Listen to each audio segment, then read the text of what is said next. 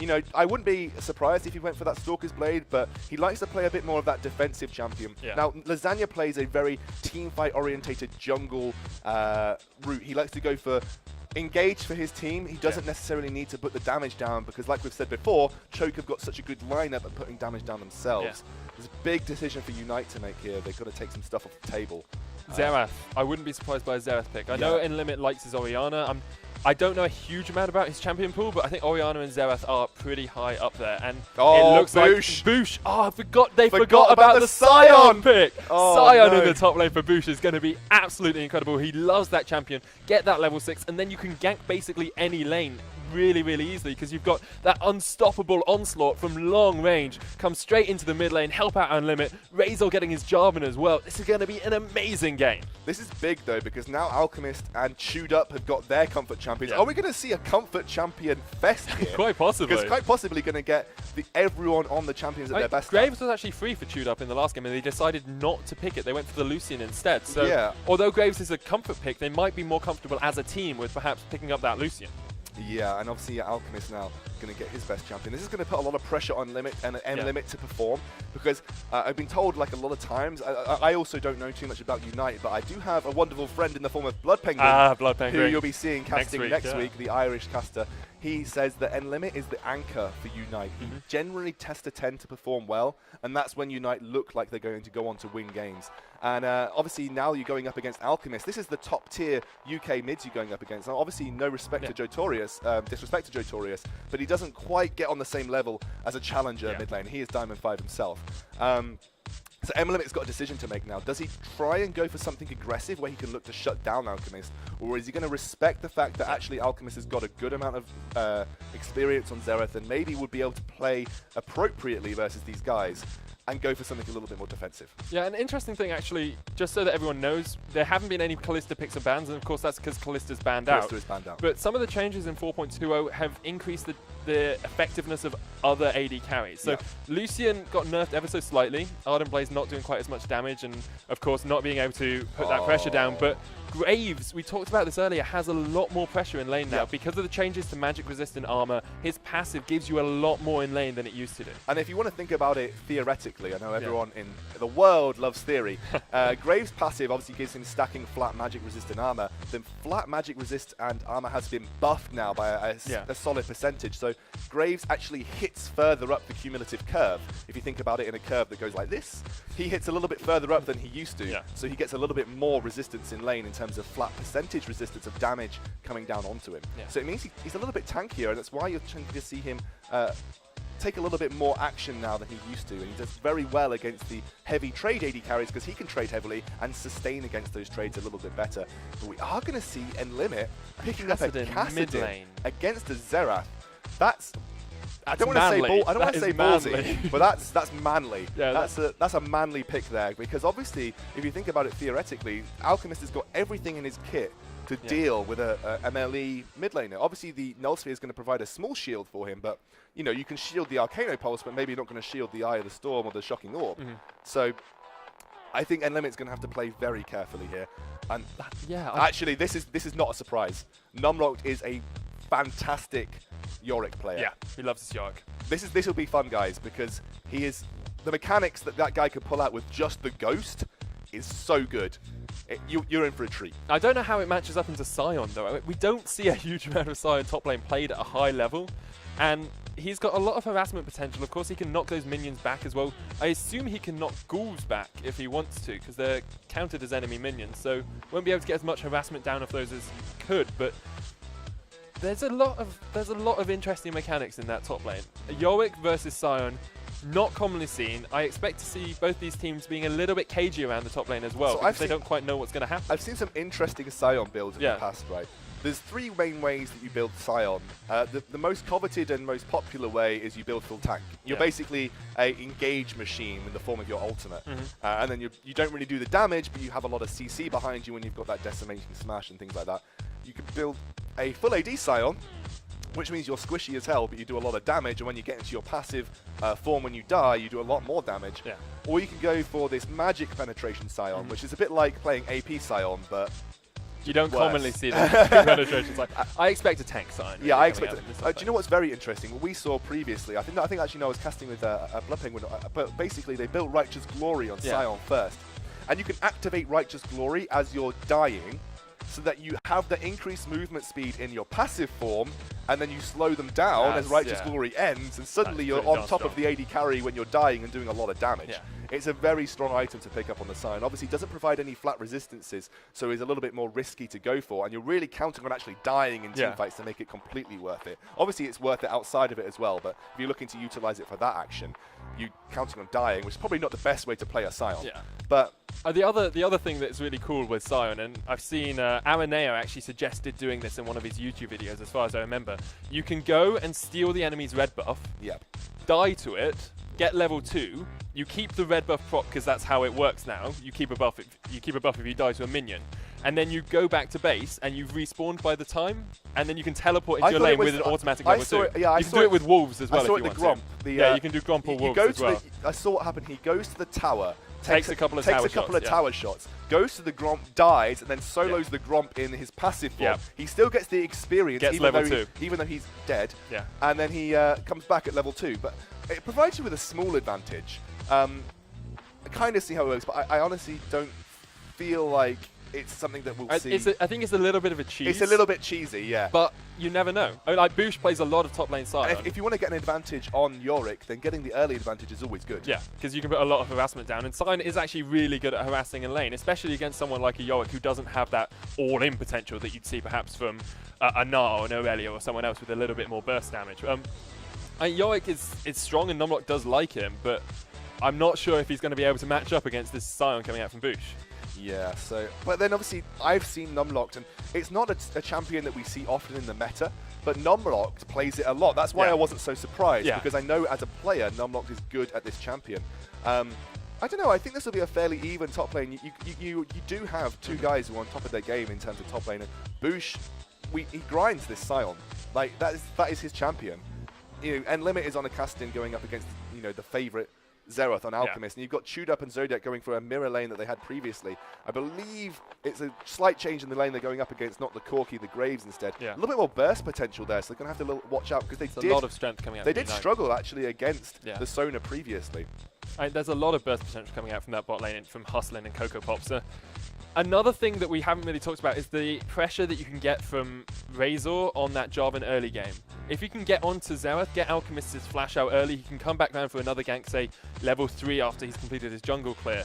And even as they get to the later levels, around level 6, you have Unlimit now being able to rift walk onto the face of Alchemist and get that extra damage down. It's an interesting matchup because you expect Alchemist to win that out early. You have to think with the Arcana Pulse and with the melee coming out from Castin. But if Unlimit can survive until around level 6, Alchemist is going to be in a world of hurt. Yeah, I mean, I can see that coming through exactly. And but Alchemist, we've seen his play, especially when he plays things like Viking. He's never that aggressive in the early stages. He never really looks to, as himself, make solo plays. We saw him take the early advantage against the Orianna when he had the jungle presence. I don't expect to see that from Lasagna this time. He's on a Warwick. You're not going to be seeing ganking at level 3. Just not going to have the same kind of impact. So Alchemist is going to be on himself to look to make these solo early plays against N-Limit. He needs to put some pressure on that. He does need to put some pressure down onto N-Limit. Otherwise, you've got every other lane going toe-to-toe. Razor is obviously on one of his better champions. He's on Jarvan. He plays that a lot. He does have the, I've been told by a couple of the guys who know him, he does have sometimes the potential to get lost in his own jungle. Doesn't put as much pressure down on the map as he should be doing. He did a very good job first game. Yeah, I agree. He put a lot of pressure down, especially on the bot lane coming out from He Void. needs to this game. Yeah, he needs to. This game needs to be about the pressure coming down from Razor. Otherwise, they're going to struggle once Lasagna finally hits that level 6. Where do you think he's going to be looking to put the pressure down, though, Sona? Because you've got Yorick in the top lane now. That's obviously a key area for you. You don't want to let Yorick get too crazily snowballed. He can then look to exploit the fact that Yorick has got no innate ability to escape. And obviously you're going up with the Scion, who has the potential to do a lot of damage in the early game, depending on what you're starting to level up.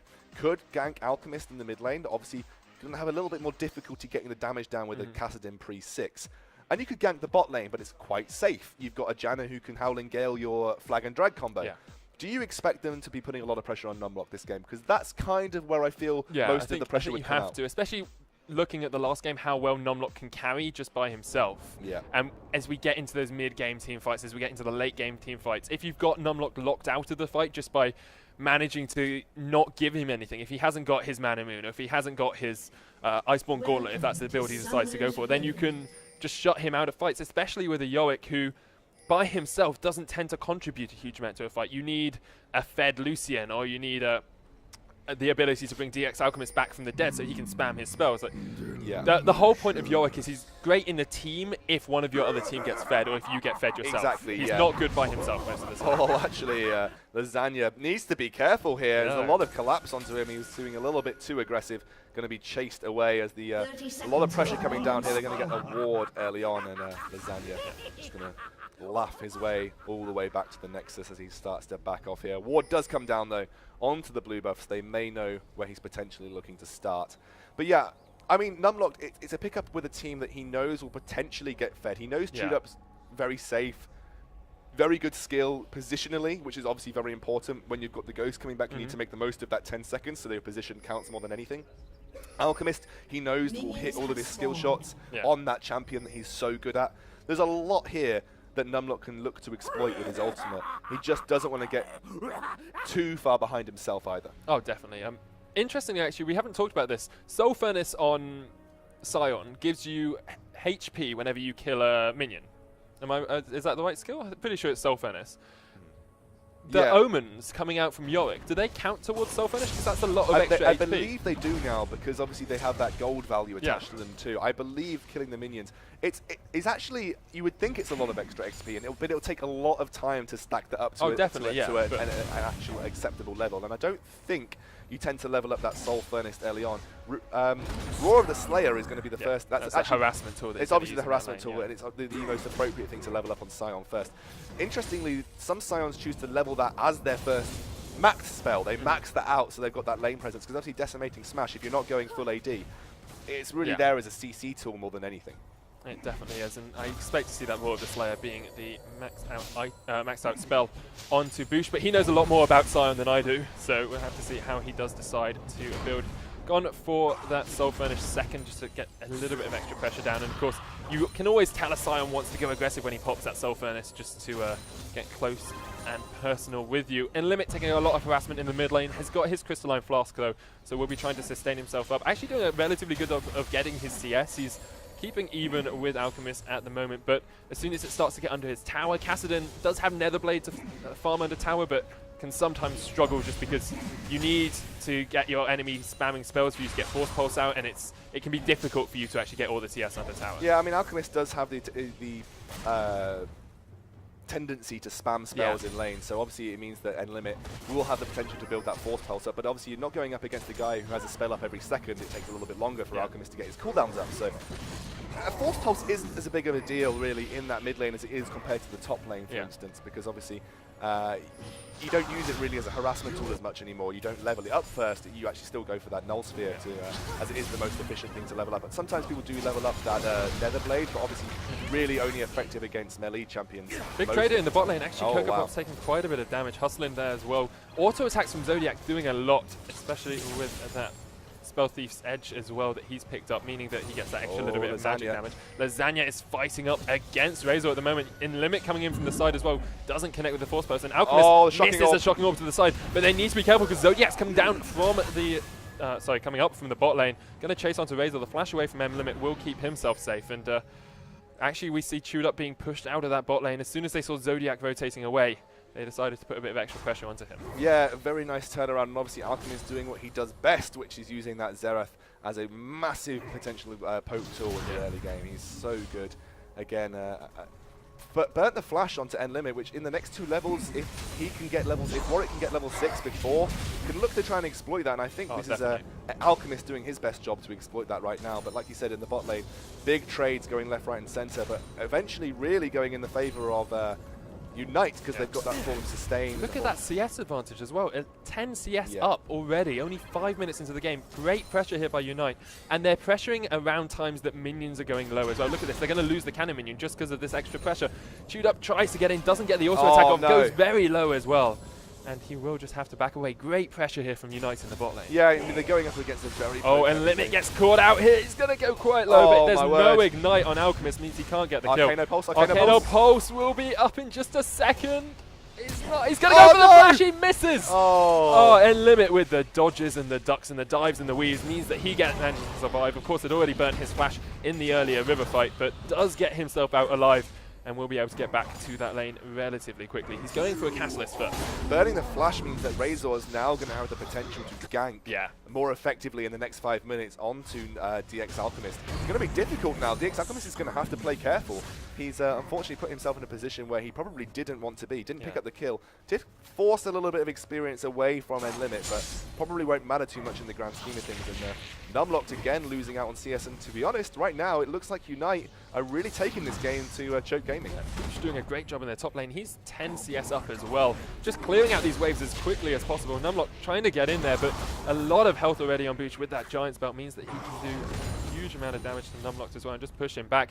Unstoppable Onslaught is available now for that Sion. I would expect to see him starting to go for some ganks. Yeah, I mean, ideally, you'd probably want to see him barrel down that mid lane now towards DX Alchemist. He hasn't got that flush up. They can combine with Razor and look to really try and get Limit ahead in this matchup, which is something that he probably does need. It looks like he is heading towards that kind of area. There have been pings out on him as he came down river, though, so they know he's around here. They just don't know quite where he is. And Limit has Riftwalk now available. Razor going to get spotted off to the side, and that's, yeah, he was going for it, but Razor fighting up against Lasagna means that there can be a little bit more aggressive. Yeah, here comes Unlimit with the force powers. Very nice from UNiTE. Oh, here comes the Unstoppable Onslaught, and now Alchemist and Lasagna off to the side. Need to be careful. He can't get the positioning, though. Of course, there's the heal coming out. Alchemist is going to chase away. Ignite on Lasagna. Might take him down. Unstoppable Onslaught is going to smash into a wall. And Limit picks up the kill. A good little fight there from UNiTE, but here comes Chewed Up. Coco Pop's chasing him off to the side. Razor's there as well. He uses that relentless pursuit to try and get away, and Limit has no mana left. Alchemist still half of his mana there. Coco Pop's going to get jumped on. Alchemist is the next target. Here comes Zodiac from the side. Coco Pop's one auto attack. Zodiac doesn't quite connect, but has got the Ignite. Razor picks up Alchemist. UNiTE are chasing through the jungle as much as they can. Zodiac does pick up Coco Pop's in the backline. Hustling needs to be careful. He's tanking up with that side. Nice knock up with the Decimating Smash. They can turn on to Chewed Up. He gets slowed down.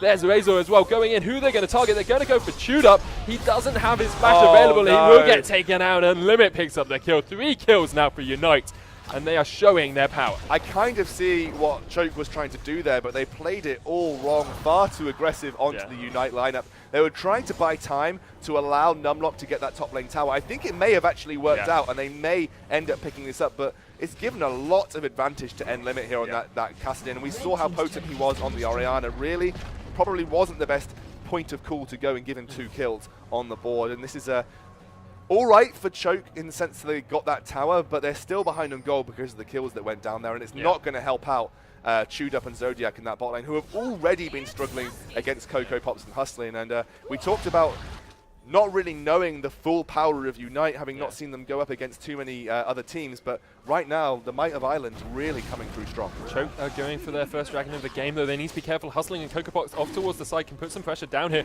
They're going to get closed in, though. Lasagna's decided to rotate. Coco Pops is there. Look at the damage onto him. Sona's game is over. Lasagna turns onto Razor. He's only level 5, and they're going to rotate back around towards the dragon. Need to be careful of it. And Limit is there as well, but here comes Numlock trying to join the fray from the side. Look, it's 3,000 HP. Dragon actually resetting ever so slightly. I think UNiTE have to give this one up. There's no teleport on Boosh. Dragon is going to get pushed down. Collateral damage is available. Might try and steal it away with that, but the culling onto Razor. He has to jump away. Smoke screen on Alchemist to make sure he can't spot him out. Dragon does go down there to choke. Meanwhile, Boosh in the top lane trying to get a tower for his team. Chopping that one down. Soon it will go Timber, and that will be the first dragon of the game for UNiTE. Yeah, I mean, so first dragon in the game for... First tower of the game for UNiTE, so I meant tower. First dragon in the game for Choke. For Choke. That's exactly what we've seen Choke do in all of their previous games. They've looked to make sure that they know the timings and when they can take these dragons, and they've definitely made up for that early mistake in their jungle there, picking up that first dragon. The only difference here between Rift and UNiTE is UNiTE will know exactly when that dragon is supposed to be coming up. They have a good indication of the timer. Need to get that blue buff really onto Alchemist. He hasn't had the potential to put as much pressure down onto Limit, and really it's past the point where Alchemist is going to start to win this lane outright. Yeah. Again, we're seeing Alchemist play very defensively. He didn't have as much pressure down onto NLimit as he could have done, but credit to NLimit, he started that Flask and he's played it incredibly well. It's actually easy to sustain as Kassadin these days. If you're using your Null Sphere to negate a lot of damage, especially in the form of Arcano Pulse, which obviously will be the first skill being leveled up by Alchemist, it's really not that risky to play a Kassadin, and especially when you've got a Warwick jungler. You're not really going to be put under too much pressure pre-6. Yes, what's up here, Scoundrel? Unstoppable Onslaught available once more, and Sion is roaming the jungle, working out where he wants to go. It looks like it's going to be bot lane. Razor coming across as well. There are only the flash available on Chewed-Up. Lasagna is in the vicinity as well. Huston hiding in the bush. Razor's going to clear out a pink ward. Here it comes. Unstoppable Onslaught. Sion running down the lane onto Chewed-Up. There's no flash. He dodges it! He dodges it. The teleport coming in. Bush is not in a good position anymore. Oh, There's Infinite no. Duress onto the side. He'll come back from the dead though. Decimating Strike is there. Numlock picks up the kill. Razor's going to be the next target, but Bush trying to get Numlock down as low as he can. Means that the rest of the collateral damage so not going to close. pick up Numlock. Here comes UNLIMIT though. Can he put a cap on this game for UNiTE? Can they pick up a kill? No, because Numlock is in the back of the fray. Oh, he jumps in, he for it. goes back out. Alchemist is coming in from the side as well. They need to be careful because that Xerath does have quite a bit of damage, even though it's still early in the game. Just walking around, joining his fight, and they'll be able to just make him back I feel away. like that was basically watching a bull charge into a Matador. And last moment, Chewed-Up dodges to the side. Yeah. Bush is putting pressure on the map, though. Despite that not working out, that's a lot of He's pressure. also putting his corpse on the map. He's also putting his corpse on the map twice. But you've got to give it to him. He's still ahead on CS over Numlocked and has put more pressure on the map than Numlocked has been able to. Got to give credit to Numlocked, though. His teleports have been on point. And he survived that engage, too. Really fantastic play. And an immediate reaction from Lasagna. And you're seeing the difference between when Lasagna plays Warwick and when we saw previously the Void jungler, Carlton, play Warwick. He doesn't hesitate to go for the first target his team knows that he can blow up. So it means that you're far more effective because you're ulting close to your team and you're getting the kills when you need to. You don't need to be saving Infinite Duress for those squishy targets at this point in the game. Everyone is squishy, really, at this point in the game. And Sion, although he has a lot of armor behind him, he was easily taken down there. And they did pick up the kill and managed to stop, more importantly, stop the engage onto that bot lane and potentially save their turret. There is still a teleport available here for Bush, so he can try and apply some pressure in that top lane. Tower down already means that he won't be able to push too far, but he can put a bit of pressure onto it. And Limit getting taken quite low by Alchemist again in the mid lane. It's what we expected to be happening, really. Lasagna trying to come in from the side for a little bit of a gank. Decides against it as soon as he sees that Jarvan standing tall and proud. But at the moment, very close game. UNiTE had the early advantage, lost a couple of kills in that last fight. Meant that they not quite in the position they'd like to be anymore. Another big reason why we saw that gank go particularly wrong was that there was no level 6 on NLimit. He's so low right there. There was no level 6 on Razor, so he didn't have the potential to follow up from a Flag and Dragon. NLimit escapes with a modicum of life at the end of that engage there. You only need 1 HP to survive, and he definitely had that one. He'll get away. Rift walking his way across towards safety. He has a Rod of Ages now as well, so that's going to be stacking up nicely for him. Bush coming back into the top lane, got his Sunfire Cape, just going to clear out this wave as quickly as possible, and then have to expect him to be looking to use that Unstoppable Onslaught again in one of these fights. Yeah, he was looking to basically, I essentially think from this Sion pick, he was looking to make lane ganks, act as a second jungler once he's hit that level 6, and every fight so far, the Unstoppable Onslaught hasn't had the impact that it needed to. Obviously, there was a nice collapse on the first time it was used, but actually the Unstoppable didn't actually connect. And right there was a nice dodge by Chewed-Up at the end. Didn't have the same impact, but obviously the longer this goes, the more difficult it's going to be to dodge that kind of engage coming out from Bush, because people will be more grouped. Not everyone will be split up. You know, Chewed-Up won't be the only target for the Unstoppable Onslaught, as Dragon's coming up in a minute. There's a little bit of anti-synergy as well coming out from UNiTE. If you Cataclysm onto a target, it stops Unstoppable Onslaught. Yeah, it does. So you could actually stop that Sion in his path by not quite communicating as well as you'd like to as a team. So really what they're looking for is Bush to make the engages, followed up by an isolation by Razor. He'll be looking to do the secondary part of the engage, make sure no one escapes after that. It's basically a CC train with Bush being the front carriage. But again, they're putting the Irish CC train is on its way. The Irish train coming through. As they need to be careful here. Razor, I think, was picked up by Unstoppable Onslaught has come out here from Bush, but Alchemist flashes away from it.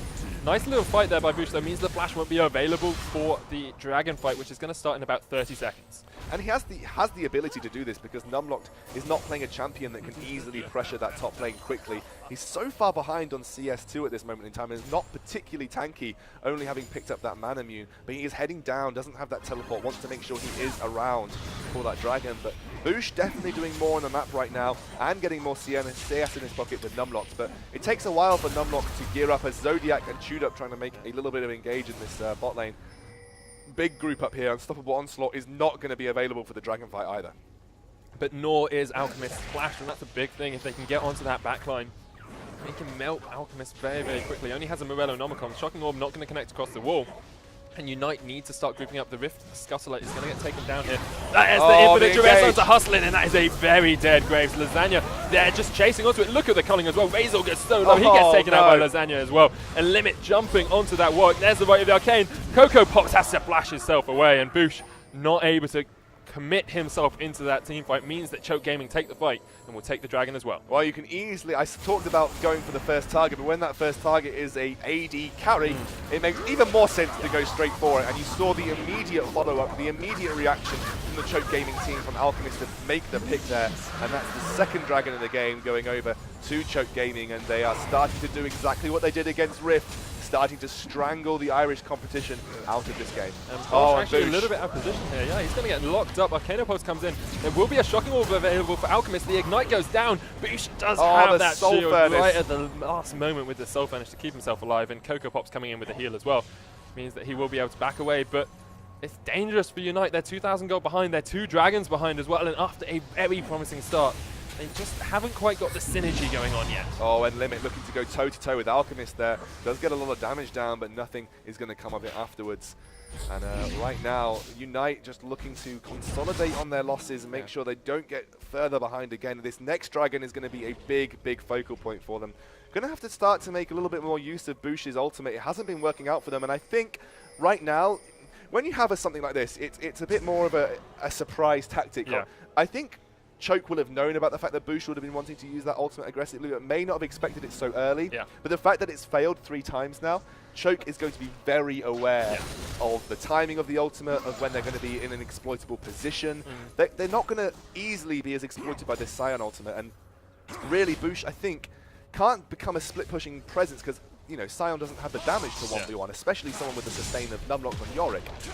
So right now they're going to have to really look to, I guess, use Jarvan first, because that's the easier way to catch someone out, and then break the Cataclysm as the Relentless Assault is coming through. They need to make sure that the timing is impeccable, because they're just not having any luck with this Unstoppable Onslaught as the main modality of their engagement. They burn a flash, and Boosh he's had presence on the map as we've talked about, but yeah, as you say, he just hasn't quite had the fight change in presence that we'd like. He hasn't quite had that tiny last bit of just extra pressure in the lane, extra damage, extra just harassment potential, and just means that they haven't quite got them off as well as they would have liked to. But UNiTE still very much in this game, only 2,000 behind. And Boosh at the moment is hiding up near the top side of this river. I think he was actually waiting for a ward to expire there. He's going to come in for the gank on the mid lane. Zodiac base checking onto a Boosh. That's not what you want to see as you walk around the corner. Decimating Slash actually knocked out by Howling Gale. Meanwhile, Razor gets Infinite Duress. Alchemist picks up the kill. And look at that. Boosh comes in from the side. He's going to get taken down to about 2/3 of his HP, actually down to about half. Alchemist with a lot of damage from that Morello Nomicon. Yeah, I mean, he's gone for the Morello Nomicon very wisely against someone like Graves, against someone like Sona, and against someone like Scion. Changed his build path to basically become that guy that stops Boosh's ult passive form having as much effect, stopping Sona, healing people from low HP. And actually, it makes a lot of sense. If you think about the fact that Xerath is going to be the main modality of poke in this game. Oh, here comes Unstoppable Onslaught. They're going to go on to Alchemist. They know he hasn't got a flash. They're going to miss, though. Boosh does get onto it. Alchemist is solo. Crescendo doesn't quite connect right at the tip. There's Zodiac solo. Limit jumps in. Boosh going to go down to Numlocked. Has to. Actually survives for a couple of seconds, but Hustling's now the target. Lasagna has to flash away. There's the end limit. Rift Walk as well. And Boosh doesn't manage to get anything with his passive form. A good teleport from Numlocked. The snipe! The snipe. Oh my word. It was so quick I didn't even get to I genuinely didn't even think that was going to happen. Sniperino there. Lasagna coming in from the side as well. Might turn onto Razor. And it's going to be a 1v1 in the bush here. Razor's actually going to get taken very low. The Devour into the Infinite Duress. Should be a dead job and does flash away right at the last moment. Right in the Arcane! No! No! Yes! No! Not quite enough, and Razor survives. Lasagna and Co are pushing down onto this tower now. Should be a free tower. Well, I say free. It should be a tower for them. Not quite as free as you'd like. And Limit, the heal from Alchemist. They're going to turn onto Limit, and he goes down as well. Cassidy going back to the Void for the next 30 seconds or so as he gets taken out by a dominant Choke Gaming team. They are just steamrolling right now. They're in the driving seat, and unfortunately, the Irish team cannot keep up. It's just these relentless assault engages. They're not working. The unstoppable onslaught, rather. They're just not working out for UNiTE right now. That was a very simple sidestep from DX Alchemist. Sion slowed up, didn't hit the wall, although they did pigeonhole Alchemist into an area where he could be knocked up. The immediate reaction from Zodiac was that Monsoon, and it was a fantastic Monsoon. Gave up his life in a 1-for-1, but it could have been so much worse. And like I said, Alchemist, I was talking about the Melanomicon as well. It's so good against this team because he's going to be looking to poke people before they engage, getting people down to half HP. If he can consistently apply that Melanomicon passive, Sona will have to spend more mana to get people up to an acceptable level of HP. It's just a really nice pickup here, well thought out, and obviously the only real first itemization you want to go for. Having Shocking Orb up every 8 seconds as well is so strong against this team. Good. Lasagna coming around from the side, going to try and get onto Boosh, not able to get onto there, and the Rift walk away from him. Limit. That Castlin mid, 3-1 at the moment, but he's 50 CS behind, and that is a big margin to be behind, especially Alchemist. And you're seeing Lasagna going for very, very potent Warwick build here. He's gone for the Ranger's Trailblazer to allow him to AoE farm into the Devourer more quickly. And then he's going for what will probably be a Frozen Heart, but he's already picked up a bit of HP, which means he'll be a little bit more tanky in these team fights. He hasn't finished that Frozen Heart before getting the HP to back it up, so very nice pickup for him there. Also UNiTE should pick up a tower here though. This is really good for them. Actually, no, there is a bit of an engage here from Lasagna. Lasagna from the side. Numlock is there as well. Boosh could be the target for a couple of auto attacks here, but Lasagna goes quite low. Needs to be careful. Shocking Orb coming out. Not going to connect onto Cocoa Pops, but the right of the arcane. Sona goes down once more. I've said that so many times, and here comes the engage. Lasagna onto Boosh. Razor's there as well. He gets taken out very, very quickly. Nice one too. Boosh is still alive. And Chewed Up trying to chase onto this one. He has a lot of damage and limits the new target. Boosh will go down. Not quite to that Arcana Post, but to the auto attack from Chewed Up. And it looks like Gray's hustling going to go down to the side as well. Boosh trying to get onto Chewed Up, but the Dragon is live. They could push for the inhibitor tower. Looks like they're going to rotate the Dragon. And Choke Gaming will pick up their third Dragon of the game, going to give them that extra movement speed, going to pick up blue buff as well, deny that from their Limit. And at the moment, Limit, really the only hope for this UNiTE team. He needs to pick off some good kills. He's got his Sheen as well, probably going to be able to a nice one gauntlet. So there's a big rotation coming out here from the Choke Gaming side. The right of the arcane, how many times do we have to say this about DX Alchemist? He is so fantastic. There's the flash engage. And again, just simple luck up here with the Warwick. He does go down eventually, but nothing more to be said other than a brilliant engage, and all on the back of the fact that they took out that crescendo from Alchemist right at the arcane. I don't know how many times we have to say it before teams pick up on the fact you need to ban Xerath against DX Alchemist. So or you pick it, because this guy is a god. He's picked up an Elixir of Sorcery as well, knows he's ahead, knows he wants that little bit of extra damage, so going to really help him out, especially pushing towers. But an interesting thing actually in that last fight, I'm pretty sure Lasagna was trying to ult and Limit, but accidentally clicked on Boosh because they were standing right next to each other, and then Limit was the definite target. Yeah, I think basically either of them would have allowed them to engage quite effectively. Boosh a little bit slower, they did manage to lock him up. He didn't go down until the very end, but again, it doesn't really matter who Lasagna clicked on at that point, because at that point UNiTE were looking to disengage, and they got caught off guard by the Flash Tornado, and really it's so fantastic from Choke Gaming. Again, they're being so aggressive, taking the fights when they know they can win them, really looking to make the fights only happen when they know they can get something from them, which is really, really key to the way that Choke Gaming plays. They fight when they know they can take something like Dragon or a tower. They never fight just because for the sake of fighting. They either pick or they fight and take an objective. There's none of this wishy-washy sort of we can fight and get a couple of kills and do nothing with it. There's always something off the back of a Choke Gaming team fight. Chewed Up isn't even going to join his team here. They said push that bot lane, get that bot lane in a tower down as quickly as we can, put that extra map awareness, extra map pressure for our team, and then we can rotate round. They've picked up their third Dragon of the game already, so they've got that movement speed. They can rotate a little bit better. And it's exactly what we see from Choke Gaming every single time. Their rotations are always on point. They always pick up these objectives. And look at this, Chewed Up with an Infinity Edge. Oh, Static Shift. There we go. No, not going to connect with the Unstoppable Onslaught. They do go in. Cubs gets the crescendo. Doesn't hit onto Alchemist, though. The culling coming across everyone. Cocoa Pops is there. Boosh is down with the Arcana Boss as well. Lasagna not even in this fight. Boosh is going to turn onto Numlock, but Numlock can sustain himself up with that Omen of Pestilence. Here comes Lasagna. 1-on-1 right to the arcane. Chewed Up is gone. Like Hustling is the next target. Not going to be able to get onto him. Oh my god, they're Lasagna. going very aggressive. Chewed Up here. is going to go all the way in. He's going to get Hustling down. Hustling does have to go back to the fountain a little bit longer on the fountain than he would have liked to, I'm sure. Yeah, and right now, I mean, this all came off the back of the fact that this Scion pick just hasn't done what it needed to do. It had the potential to do. Choker's been very on point. Yeah, Choke have been very on point, and they've really reacted to this Scion pick, which is a little bit more of an unusual pick in that top lane, especially in competitive. As Unlimit again. Look at that, unlimited damage onto him as he gets taken out. They're going to push for the inhibitor. Chewed Up is here, got his static shift, got his 9 kills under his belt as well. This should be a good inhibitor here for Choke Gaming. And the shocking orb onto Boosh again. These shocking orbs have been amazing. Coco Pops in the backline. Boosh is going to go down. The inhibitor does go out. Here comes Razor, but he can't fight up against this massive Choke Gaming team. Legendary Chewed Up. He gets another assist there as Hustling goes down. They're going to push for the Nexus. This could be game, as you say. It's only Razor left alive. 8 seconds on Unlimit. And it looks like UNiTE have given up the ghost. Razor almost does go down. Infinite Dress Lasagna will go down. Only 6 kills in the game there for UNiTE, but the second Nexus Tower is the focus. Monsoon from Zodiac will keep him alive, and Limit looking to see what he can do, but it's not much as his Nexus goes down. And Choke Gaming take their second win of the game. The second win of the day. So if I play like them, they're actually not going to finish it yet because they want to troll me a little bit, and Limit gets away. Right, the arcane not going to connect.